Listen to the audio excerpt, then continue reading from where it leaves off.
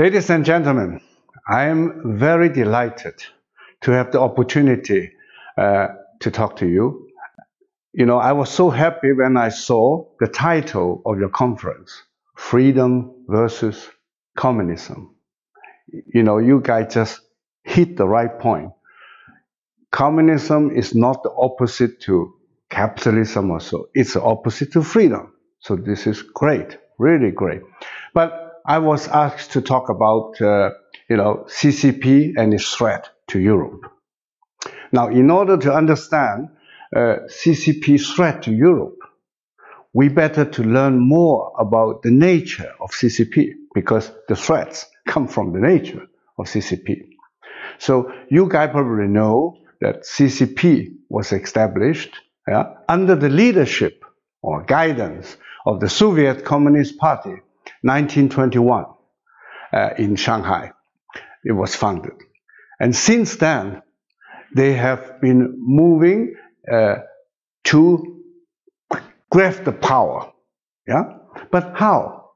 I mean, we know that today, now is say almost 100 years since they founded the Communist Party. Today, they are, so to say, much bigger, much stronger. So how come that has happened? Well, there are many, many reasons. The main reason is, of course, they are very good in applying the principle of the end justifies the means. That means for their end, what is their end? Their end is hegemony. Hegemony over China, hegemony over Asia, hegemony over the world. Now, for that purpose, for that end, any means for them is okay. Any means. Deception, lies, propaganda, killing, violence, torture, just name it. So this is one side of the reason. Another side of the reason is we in the free world, we have been making mistakes again and again in judging the nature of CCP. In the beginning, CCP using violence to grip power in China, it was not so successful, because to fight again, at that time, the Chinese government, the government of Republic of China, which is the same government who is governing Taiwan today. They are still officially called Republic of China. The army, the military, and the power of the Republic of China was much stronger than the newly founded Chinese Communist Party. They had difficulty to get power, but what happened is, during the Second World War, China was invaded by Japan, and they make maximum use of the Japanese invasion, and they applied brilliantly, in a way, deception. When the Japanese was fighting and killing Chinese, then they talked to the Chinese government at that time and say, hey, we are both Chinese. Let's work together against the foreign invaders. Well, they are good in reception. So the government of China at that time believed in them. And what they did is they just used this cooperation to spy, to find out all the internal structure, internal information flow, whatever, all the internal idea, all the secrets of the government. So after a while, they find an excuse to stop the cooperation and use that to fight against the government army. And actually, they never really spent a lot of effort to fight the Japanese. They let the Japanese to kill the soldiers of the government army.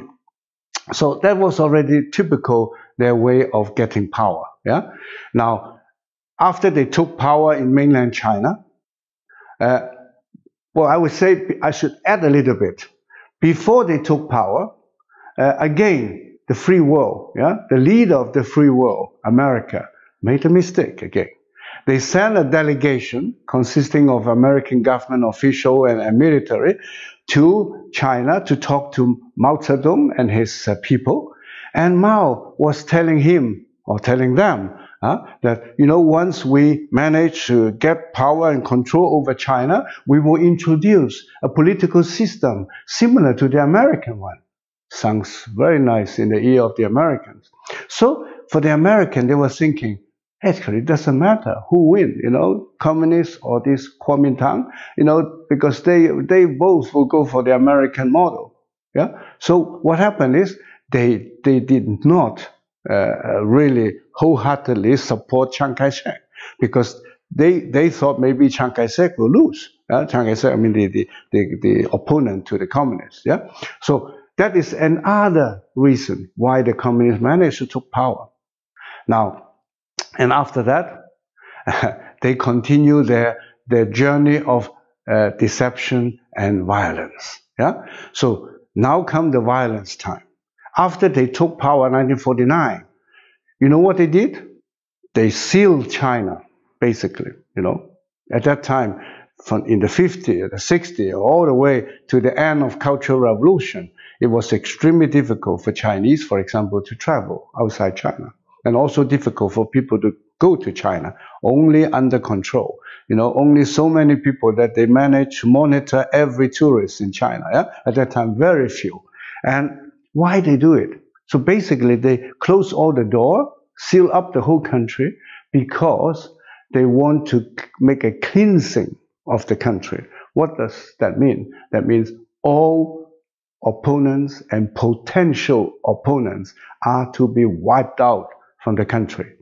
So they started different political campaign, killing thousands and thousands or 100,000s of rich people, intellectual. Well, they also persecute the Tibetans and Uyghurs and all the way until today they persecute Falun Gong, right? So it's a long process of persecution.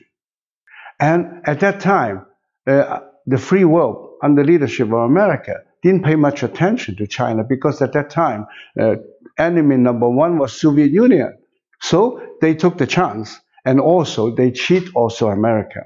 They told Henry Kissinger and Nixon, President Nixon, that Chinese Communist Party, we don't share really the same opinion as the Soviet. We can even imagine to work together with America to fight Soviet Union. And again, Western world made another mistake and thought that was true. So they never define CCP as an enemy. They even look at CCP as a possible potential partner to be won over. Sorry. So there's another, and what happened is, so their cleansing process could be carried out basically undisturbed. Why? The Western world was fighting Soviet Union, and you guys know better than me what at that time, right, during the Cold War and so on. Now, after fixing Soviet Union, the Chinese communists continue to play that role.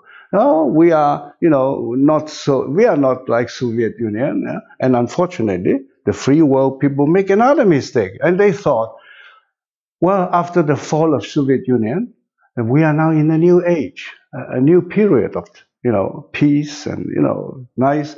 And, China is not so dangerous as Soviet Union. And they don't even like Soviet. So we are moving to a better time. So the alert of the danger of communism went down drastically. And when you are not alert, it's like you are putting away all your weapons. You are no longer in a defense status. So you are very, very actually vigorous to be attacked. Now, what happened is, in striving for a world hegemony, this new leader after the Cold War period in China was called Deng Xiaoping, and he got a new idea. Yeah, well, actually, it probably is part of the master plan from how they become a world leader. It's part of the so. At that time, the strategy was, we are not strong enough to challenge America and the free world. So let's do the other way around. Let's play a low profile. So the strategy is called hide our strength and bide our time. Yeah. So what does that mean? That means, well, they start to, sipping out in the whole world. China is actually making reform. We are going to be one of the democratic countries. Something like that. They give you the impression. Yeah. In the same time, they step up their infiltration in the West, and particularly Europe, but also North America. What sort of infiltration? Well, particularly in media, in university, in the academic world, yeah, they were spreading a lot of theory that can pave the way for China to come to Europe so that they can be accepted. So how do you do it? Well, you don't accept anyone, but if you think that this is an evil regime, then you will not accept them. So you have to make some nice painting on your face. And that's what they did. So they spread around through different methods, by money, by bribing, by agent, and also actually inviting a lot of leftist thinking people to China and give them a nice picture about China so that they come back and telling you, oh, China is really, seems to be the first socialist country that has become successful. Socialism can be, very common in Europe. Many people think nothing wrong with socialism, nothing wrong with communism, only that those communists did not do a good job. And now this time, China did a good job because they saw the economy of China grow. Why it grow? Well, because they were a very good showmaster. They showed the Western world, oh, we are just a poor developing country. We need your help. Let's work together, build up the economy. When the economy becomes strong, become rich, people will ask for more human rights and freedom and democracy. So that was a very popular idea at that time, engaging China, so that with the hope that China would become one of us. It never became true. But what became true is this hide our strength and bide our time worked very well. So China managed to access to a lot of Western high-tech technology, yeah, and managed to come into the World Trade Organization and make a lot of profit and strengthen their economic power. And by stealing technology, they also strengthen their military power, because in high-tech, many high-tech are dual use high-tech. That means you can use it for civilian purpose, same technology, you can use it for military purpose. So the Chinese military has been modernizing, and the armament has developed tremendously fast. Some people say that they built double so many warships per year than America today. Yeah. So, but of course, warship is not everything. But anyway, the trading between China and the West, particularly Europe, has been several fold bigger. But the change in the direction, democracy and freedom and human rights, almost nothing. Nothing. They are still doing the same human rights violations, same abuses, but modernized with high tech. Now let's look at the threat to Europe. What I've been telling you is, don't have any illusion, because the CCP, from the very first day of their founding, they have the same goal all the time, to have world hegemony. In the beginning, they call it world revolution. Yeah? They thought they can, with the help of communists in all different countries in the world, to break down the free world so that they can be the boss for the whole world. But later they found out it didn't work, so then they didn't talk about a world revolution. Today they talk about have a new world order. Now, who is the boss for the new order? Of course, the CCP. So that has never changed. You guys have to understand. Yeah, and they think they are approaching their goal to be the boss of the new world order. Yeah, how do they do it? Well, unfortunately, I know that Poland is part of this One Belt, One Road project. You guys are letting Chinese CCP to build railways in your country, yeah, and to lend you money and so on. Well, it sounds nice, but be careful. There is a purpose. You have to ask yourself, are they so nice to us because they really want to help us? They really want Poland to become more prosperous and more peaceful and more enjoyable society, and harmonious society? Is it that they really want? Or they have a hidden agenda? Well, I guess you guys have no problem to understand that there is a hidden agenda. Yeah. So what they have been doing is, now, they know in the whole history, to control the world, you need to control infrastructure. Always. Infrastructure is like the blood circulation system in the body. Yeah. But there are two types of infrastructure. One is the physical infrastructure, meaning roads, yeah, shipping, transport, airport for the flight infrastructure, and so on. That is for the physical transport of material and people, right? That's the important part. Without that, if you have the control of that, you are the boss. If you stop the communication, stop the transportation, everything else stop. So, but they also understand in the modern globalized world, and other infrastructure is as vital as the physical one, and that is the information infrastructure. And that's why they have a company called Huawei, totally supported by the party. And actually, in reality, they work as a part of the party or part of the army. So, unfortunately, as long as I know, you guys in Poland and many other European countries still hasn't understood how dangerous to have Huawei to dominate their 5G network. Yeah, this is nothing but a One Belt, One Road project for the information, because information is power. So if they got the chance to build your 5G, they will be able to easily find out everything going on in the country. What you guys are planning to do, what you guys are discussing, you have no more secret, neither on the state level or on the private level or the privacy level. No more secret. I can guarantee you that. And like company like Germany, yeah, saying that, okay, we will not allow Huawei to be in the sensitive central part of the network, but the peripheral one is okay. This is nonsense.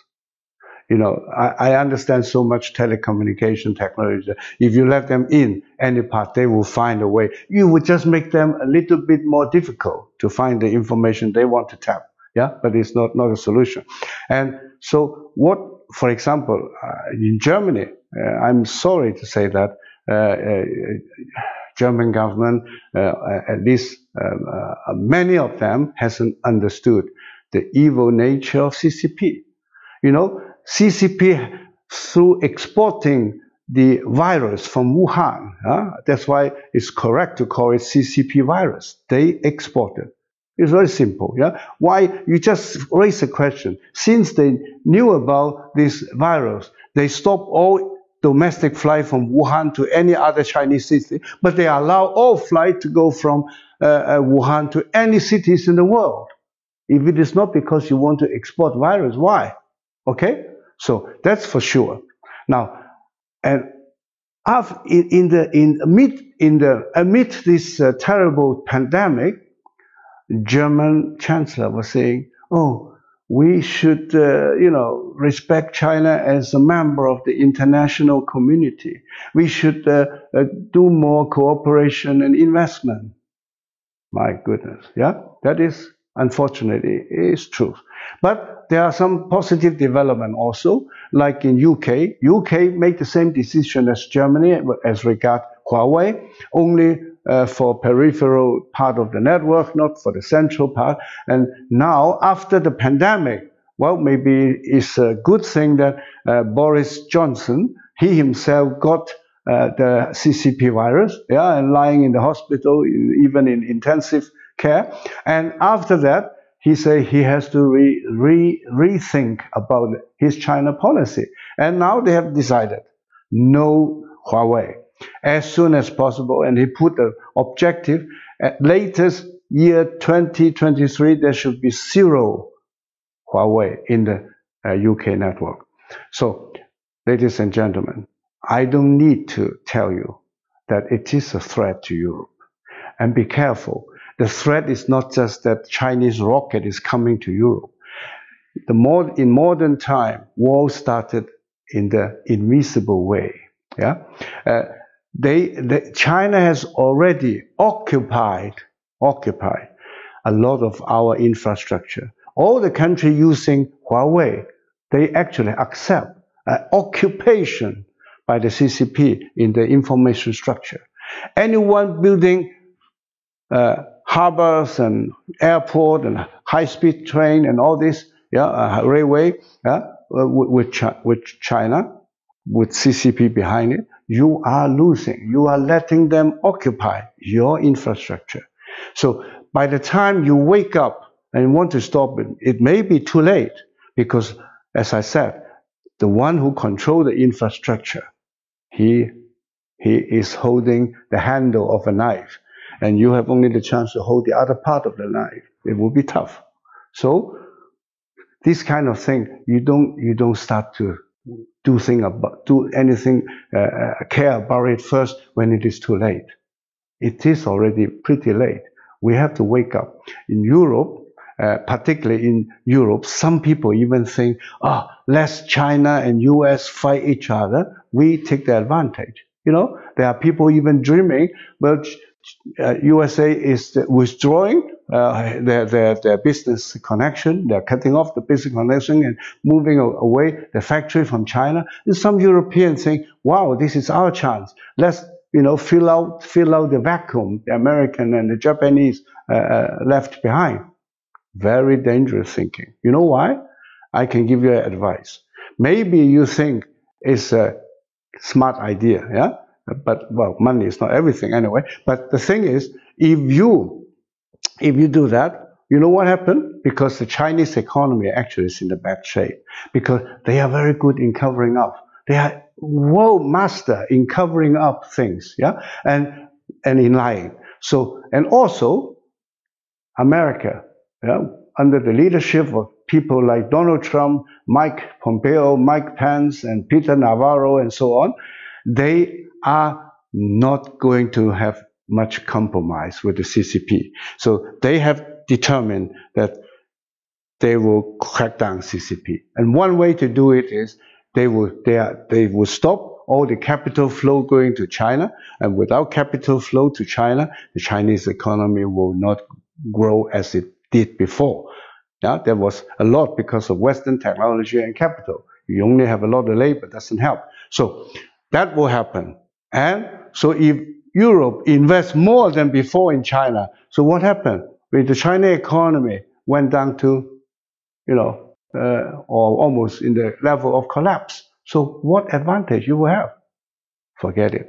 So I wish that European leaders, start to rethink.